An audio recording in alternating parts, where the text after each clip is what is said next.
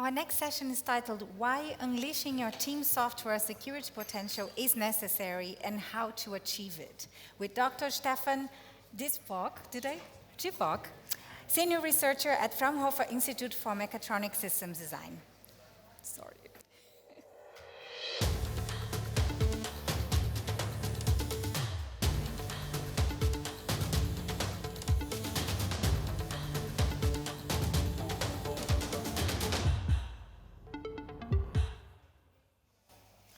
So, hello, welcome everyone from my side as well. Today I want to convince you why you should unleash your team's software security potential and how you can achieve it. And first of all, probably most of you already know fatal consequences can appear if your software security is not prioritized correctly. On the one hand, you can produce own damage to your company, to your teams, to your products. For example, most obviously, you can have financial damage up to an insolvency if you're a small company. You can also have legal consequences up to an imprisonment of your board members. And as a third and very crucial point, you can also have a reputational damage that leads to leaving customers from your product. But on the other hand, you also must be aware that you damage data of your customers if data of your customers are stored in your database. So, as I said, probably most of you already know this, but knowing this and acting and making our software secure is a very hard topic. And I brought you 3 examples that illustrate that this is a problem in all domains worldwide and that we face nowadays. And these incidents happen regularly, nearly on a daily basis. For example, in the domain of banking, we had the finance service Klarna. You have your app, you log into your bank account, but you don't see your account, you see the account data of complete different people, and you could fully act. As a second example, only last week in Germany, a news came up that several healthcare apps that are used productively by patients are totally insecure, and attackers could export all their data, all their critical health data. And as a third example, last week as well, our Green Party here in the German government got attacked, and several mails of their top members were stolen. And so you see here, we still have problems, even though all are aware security is important. And this led us 2 years ago to the question, okay, are these just single examples, or do we have a structural, a systematic problem, especially here in Germany, as we are from Fraunhofer, a German research institute? And yeah, to answer this question, we executed a scientific study, and we did not ask only developers, but this is new compared to other studies. We also interviewed product owners and managers. And this is highly important because training your developers, yes, is very crucial, very important, but it doesn't help if you encourage developers are held back by the product owner that only wants the next feature. Yeah, and what we did, we gave developers all across Germany an online survey containing 60 questions, 256 answered completely. And we also made interviews 13 to 60 minutes long with product owners and managers. And yeah, our study is freely available in English and German via these links, but also nicely layouted in a German version, which is available at our booth at Fraunhofer. And what I want to show you next are the key highlights that we found out with this study. First of all, concerning developers, we found out they unconsciously struggle to develop secure software. So, first of all, they have a wrong perception that they already do enough. For example, 2/3 answered of our question if they believe that they already consider security. Yes, we do. And not only during the coding, but also during requirements, design, testing, and also in production. But then we ask, okay, do you have an expert? Do you have reviews? Do you have tools and all this stuff? And then only 1/3 said, yes, we have this. So we have 1/3 of the developers that assume we already do enough, but in fact, they don't have actions in place. As a second highlight, we found out most of the developers have often too few competencies, especially practical competencies. For this, we split up the complex topic of software security into 10 topics and asked, okay, what is your, do you have already practical competencies in one of these topics? And 1/3 said, and only 1/3 said, yes, we have at least 8 of 10 topics practical competencies. And this is clearly not sufficient, because nowadays all developers of a team need practical competencies. And here we didn't ask, are you an expert? Only, do you have practical competencies at all? Yeah, and as a third highlight, we found out that most of the teams have insufficient processes. Here, and also very nervously making example, 20% of the developers said, yeah, we never analyze our software security, our software concerning security at all. So not during the coding, before a release, or after the release, never. No, and this means, as this study is representative, every 5th product that is developed in Germany is highly insecure. Concerning managers and product owners, we found out, yeah, they have an insufficient awareness and also insufficient competencies. Typically, they are highly aware to privacy, so when we ask them about security, they answered with privacy. So, because typically in Germany and Europe, we have the GDPR, and so they also said, yeah, we have a person that is responsible for privacy matters. And we said, no, we didn't ask about privacy, we asked about security. So do you think about, when in your daily work, about attackers or even internal adversaries? And the typical answer was no. As a second highlight, yeah, we found out currently they have an unknown software security targets. So, for example, more than half said, okay, our developers have too few skills in software security. And then we asked, okay, when you think this is the case, you are the ones in charge, you have the money, you have the power to say, I send my developers into trainings. Are you doing this? And probably most of them said, no, we currently don't. And we also asked them, do you have a list of skills? So when you say they don't have enough skills, then you must say, okay, which skills do they need? And here they struggled as well. They only named some few examples from the programming phase and also from the pen testing phase, but from requirements, design, and operation, nothing. And here, in our opinion, this is not enough. Product owners and managers need to have this knowledge. And as a third and final example, they also have no clear strategies. As I mentioned before, we have no structured approach. So they even said, okay, I have too few competencies, my developers as well. And then we asked, okay, do you send them to trainings? No, currently not. Do you know if they go to such trainings? No, I don't know it. Okay, then here again, we have this problem. They know security is important, but they don't act. And this leads us to our study conclusion: security is important, but not important enough to take specific actions. And this leads to a high risk of insecure products. Therefore, we say as Fraunhofer, you need to unleash everyone's software security potential within Germany. And not only Germany, but we assume these numbers represent the whole world, but our study, yes, obviously was only concerning Germany as well. yeah, what do you get when you unleash everyone's software security potential? Yeah, you make your software secure, and what does this mean? Yeah, you make your defense high enough for external adversaries.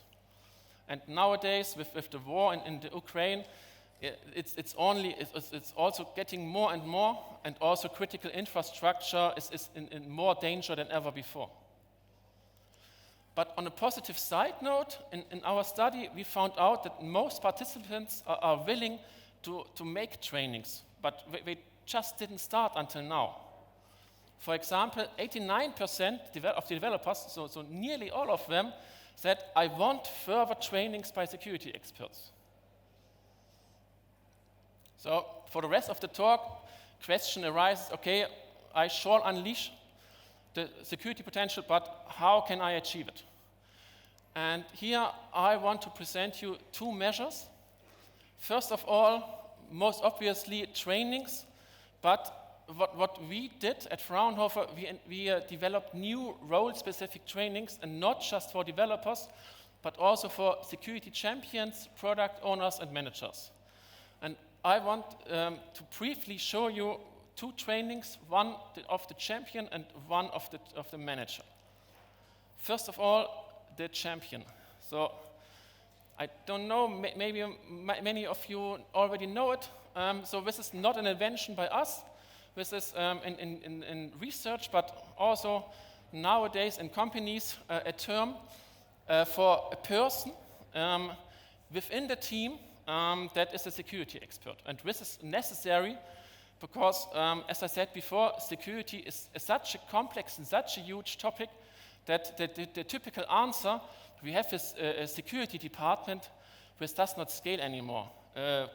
Nowadays, companies have 20, 30, 100 teams that develop software in-house, and it's not feasible that a security department is able to look on the products and for especially if in the agile world, if you want to release every 2 weeks a new product. And this leads us to the fact that the development teams itself, they must be able to ensure the security of their products. And as our study showed, typically the complete team has not sufficient knowledge. And the idea is, with the security champion, you have the first of many people in your team that now has this knowledge. So it's important, this person is still a developer, 80% of his or her time, he or she still develops software, and only on 20% the champion has to focus on security. Obviously, this person needs a huge amount of knowledge and training, but it's not sufficient to only have technical skills. You only need you also need soft skills. For example, you need to raise awareness within your team concerning your product owner, concerning your manager. And you shall also empower your team. You shall act as a multiplier, as a coach, that it's not your only job to do security, because this does not scale as well. The whole team at every point during development has to focus on security and needs the skills. Yeah, and this leads us to a very intensive training with lots of topics that we need to consider. First of all, this champion needs to understand what is his role, what are his or her responsibilities. But we also have to talk about security laws, standards, security requirements, about a secure design, about risk analysis. How can I identify, analyze, and fix vulnerabilities in my code? I have to understand which tools exist, what are fitting for me. I also nowadays have to deal with DevOps topics, so not only developing software, but also operating it. And as mentioned before, with soft skills. And as you see, these are not topics to just train them with 1 or 2 days. And in our case, this led us to a 13 weeks part-time training where each participant at least invests 100 hours of training. And typically, the response of our participants is, yes, this huge amount of training is necessary because the knowledge gap is so huge.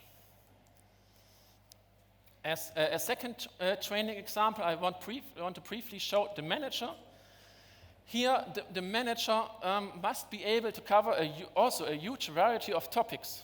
As mentioned before, he or she needs to be able to improve the competence of all her employees. Second, he or she needs to create an organizational culture where not only the next big feature is important, but security is important as well. And as a third point, you must be able, as a manager, to establish processes, for example, a risk management. So obviously, a manager cannot analyze which risks does our product have. So he or she has to define, you as a team, you have to come up, in each sprint, you have to think about which risks do we have? Are there some of these risks too high that the team decides it itself? And then please come to me. And these definitions, they have to come from the manager.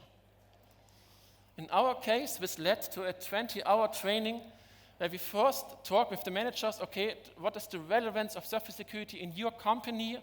How critical are your products? And we need to talk about the role of the manager, and only afterwards about all this stuff, all these measures. Yeah, and as my final point for today, I want to briefly show you a second measure that we newly developed. It's a new maturity model that we called security belts. And here the idea is that we enable agile teams to increase their software security competency regularly during their sprints. Because security, again, is such a big topic, it's not feasible that the team just make one sprint with security and now we have all the knowledge. So typically, to come up to a level that you really need, it takes more than 1 year. And what we came up with, inspired by martial arts from judo, karate, are these belts. And each belt obviously represents a maturity level, and each belt has a list of defined activities. And again, there's a huge list what you could do to improve your own knowledge to secure your product.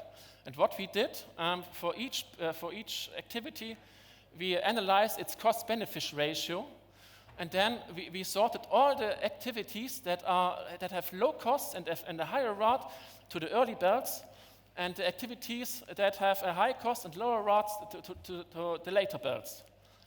And this leads us, this sorting of activities leads us to a cost-efficient development of security skills, because when the teams start with yellow and orange, and typically most of the teams have to start with yellow and orange, we never experienced until now a team that has already a blue belt capacities. And the actions that they do at the start, they are quickly done, and they already improved the security a lot. And then, as a second important message, compared to karate and judo, it's not the goal that every team has at the end the black belt, because this means that you have highly costs and a huge amount of time in each sprint to secure your product. Therefore, we came up with workshops and strategies to find for each team how critical is my software, how much security do I need to invest to make it financially viable. So for example, if a team decides, okay, we need the red belt, we have a healthcare app, it's very sensitive, but currently we are on yellow, then okay, we have a large gap to close. And this leads me to my final point. This improves the transparency for the managers considerably, because nowadays managers assume, okay, my team is there and they make my software secure. And is this black or white? And no, it's not. You have to decide with your team how much time do you want to invest and how critical is it that you leave some of these actions out. Yeah, these security belts are freely available at GitHub, so you can come and join us to develop these belts. And this concludes my talk. So what I presented you today is that we have high risk for insecure software products identified using our study, and you need to unleash your teams and your whole company's software security potential. And what I presented you as 2 measures are role-specific trainings and this new maturity model called security belts. So thank you for your attention.